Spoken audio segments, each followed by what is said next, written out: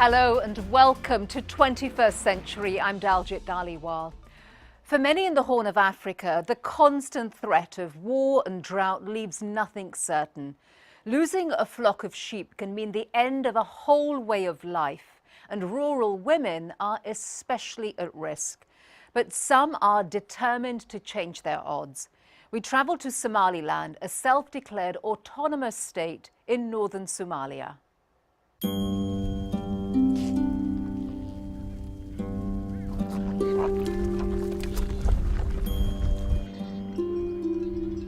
A life of dust, sheep, and camels.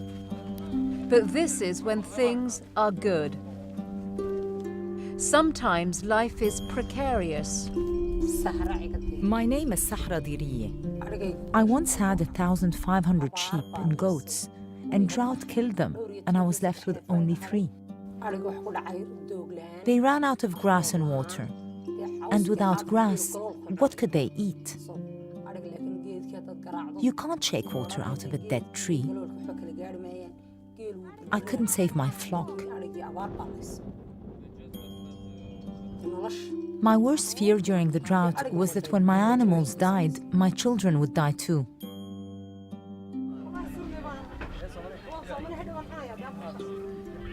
Because of the drought in 2011, Sahra returned to her native village, Birato, in Somaliland, a self-declared autonomous state in northern Somalia. I came to the village to live with my family, my mother, father, and auntie. They helped me restock, and now I have 15 goats. At the moment, I'm doing well, thank God. Sahra and her family were able to survive intact, but for rural women in Somaliland, that's rare. For most, losing a flock means the end of a whole way of life. Women like Sahra typically have no legal or economic power and, critically, no control over land. She can't sell or buy sheep herself. Only men can. And if she were to lose her flock entirely, she could never return to the tribal grazing lands. When that happens, all too often, this is where women end up.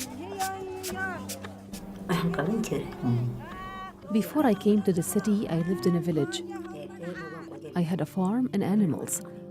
I lost everything and came here.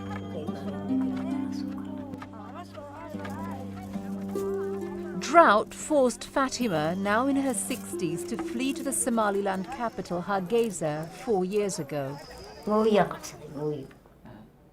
I took a mortar and a pestle and started pounding grains to survive. Fatima works 12 hours a day for almost no pay. The women here have no control over the price and supply of grains, and no security. Drought and hardship made me look like this. When people lose their flocks, they lose their livelihood. They lose everything. Amina Suleiman has seen this same story play out all too often. When they go to the city, they can't really adapt to the life in the city because they don't have the skills. Some of them have never even seen a city before, and they walk into a total poverty, complete displacement. Amina grew up in Barato but was given asylum in the United Kingdom during Somalia's civil war in the 1990s. She came back to her home country to see if she could help women like Fatima and Sahra. Financed and managed by the United Nations Democracy Fund, she launched her own project with the Women's Integrated Network. The project we brought here originally was basically to raise women's awareness of their rights. And from that, we learned all the obstacles. Because once you tell people they have rights, it's not just you have rights, but how can we make these rights possible? Now, for the first time ever, hundreds of rural women like Sahra are being trained, firstly to know their legal and human rights, and secondly to become leaders. As women, we have decided to come together as a committee. At the moment, decisions in the village are made by the men. We've seen it with our own eyes. So why wouldn't we want to change that? Those power dynamics are borne out in Sahra's own family. They are semi-nomadic, moving the flock a few kilometers several times a year. But while Sahra and her aunt transport and build the traditional akwal hut, men, in this case Sahra's father, determine where to find new grazing sites. And while women watch over sheep and goats, men control the lucrative camel trade and the family income. But the Women's Committee has already made a difference, successfully pushing to bring female teachers into the village school for the first time. As a result, girls' enrollment has increased by 70%, and now women too come in for classes, including Sahra, who is helped by her 6-year-old daughter, Ifra. It's important that we learn to do maths. When we exchange things, we need to know arithmetic. You need to be knowledgeable with your mind and the pen, so you can do it yourself. The women's next goal is to ask the village elders to set aside land for a hospital. The elders' control of land is at the heart of political power in Birato. At the meeting we had, there were 3 girls. All the 3 girls, their mothers died the same week, all of them from maternal health problems. A hospital would not only lower the high rate of mothers dying in childbirth, it would provide 100 jobs for women, another way of ensuring that they, like Fatima, won't be forced to leave.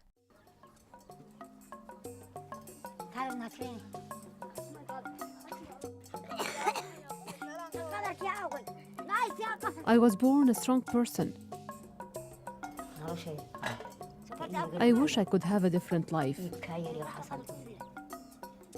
I wish I could find a place of my own for me and for the other poor women workers, a place to rest and to work less hard. In the city too, Amina's organization aims to defend the legal rights of women like Fatima by training young female lawyers. 21-year-old Nemo has discovered that the women laborers are paying taxes but don't receive any services in return. What is very sad is that they don't know about their own rights. So we realized we could teach them. We want to help them understand better what they are entitled to. Both here and in Birato, the goal of Amina's project is to help all these women stand up for their rights. As they move forward, they are met with resistance at each step. I always hear from the women what their husbands say, and they're saying they're complaining, they're suspicious. Sometimes they make stories that can be damaging. For example, they say, maybe this woman is too modern, don't talk to her, she's gonna drive you crazy, it's not good for your daughters, all kinds of things.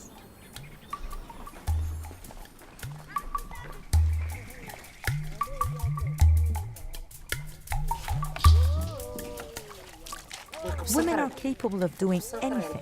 Why not? They have the knowledge, they just need a plan.